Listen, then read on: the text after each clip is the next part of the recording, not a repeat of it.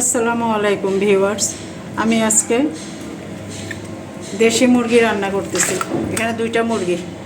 প্রথমে আমি হলুদ মেখে নিব,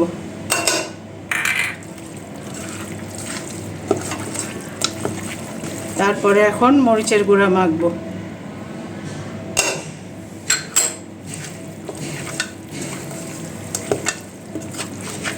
হলুদের গুঁড়া ছিল 1 টেবিল চামচ উঁচু করে, মরিচের গুঁড়া 1 টেবিল চামচ উঁচু করে। তারপরে আমি বড় দুটো পেঁয়াজ বাটা দিচ্ছি। তারপরে 1 টেবিল চামচ উঁচু করে টমেটো সস দিচ্ছি।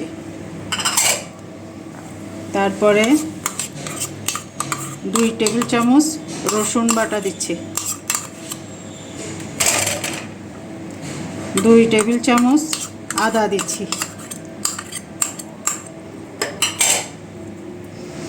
1 টেবিল চামচ উঁচু করে নারকেল বাটা দিচ্ছি। 1 টেবিল চামচ বাদাম বাটা দিচ্ছি।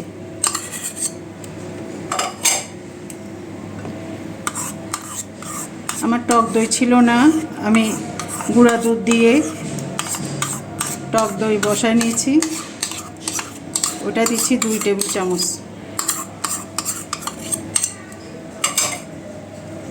2 টেবিল চামচ জিরা, একটু বেশি করে।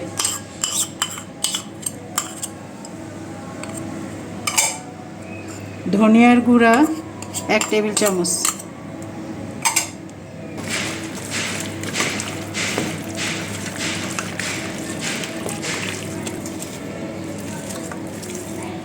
এক মুঠ পেঁয়াজ কুচি।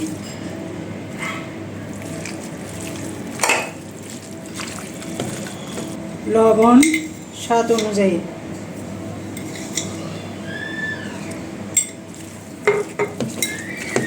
তারপর অল্প তেল দেব।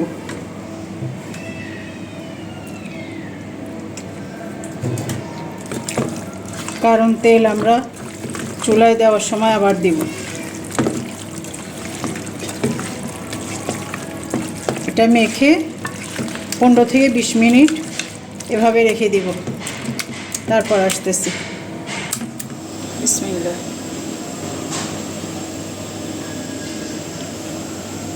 আমি প্রথমে দুটো বড় পেঁয়াজ বেরেস্তা করে নিব।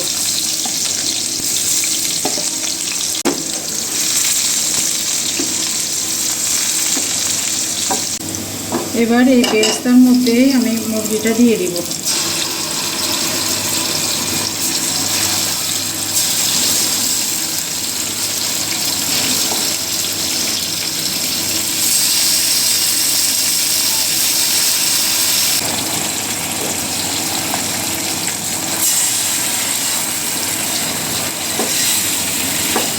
কিছু গরম মশলা দিব।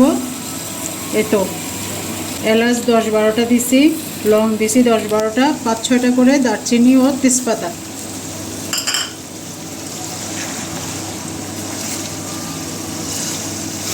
মুরগি মাখানোর সময় আমি কলিজা ভেঙে যায় সেই জন্য দিই না, কিন্তু এখন দিয়ে দিব। একটু পরে আবার তুলে নিব, পরে আবার দিব।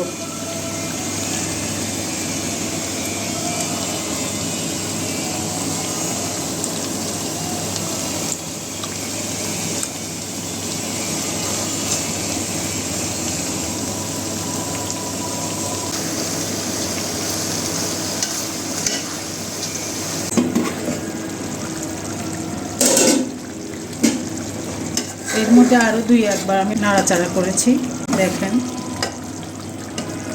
আর একটু কষুক, তারপরে আমরা আলু দিব এখানে।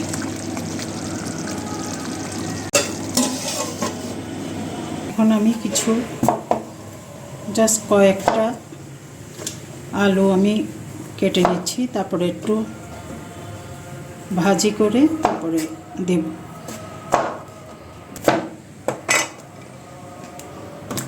অল্প তেল দিচ্ছি, বেশি দিব না।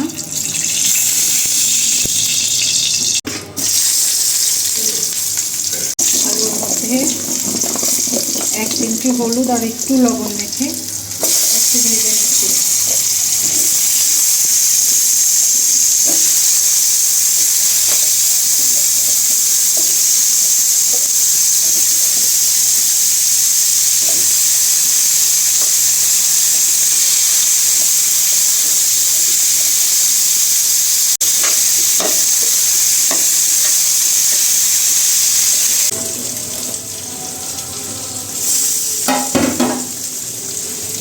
এবার আলুগুলো দিয়ে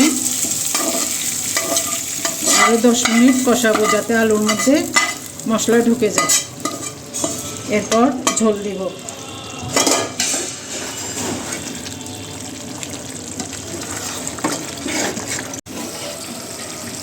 এবার আমি ফুটন্ত পানি দিয়েছি। যে যেমন ঝোল খান তেমন করে দিবেন। আমরা একটু ঝোল বেশি খাই, তাই একটু বেশি দিলাম।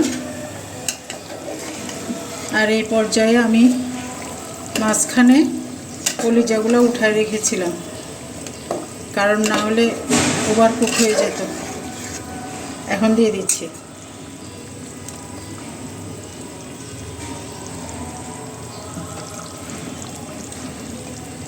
ছয় 7টা কাঁচামরিচও দিলাম।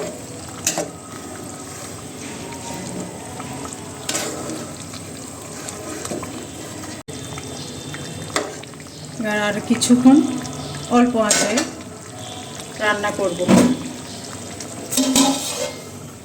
হ্যাঁ, মুরগির রান্না ফাইনাল শেষ। সামান্য ফুল দিয়ে ডেকোরেশন করে দিলাম। এইটাই ফাইনাল লুক।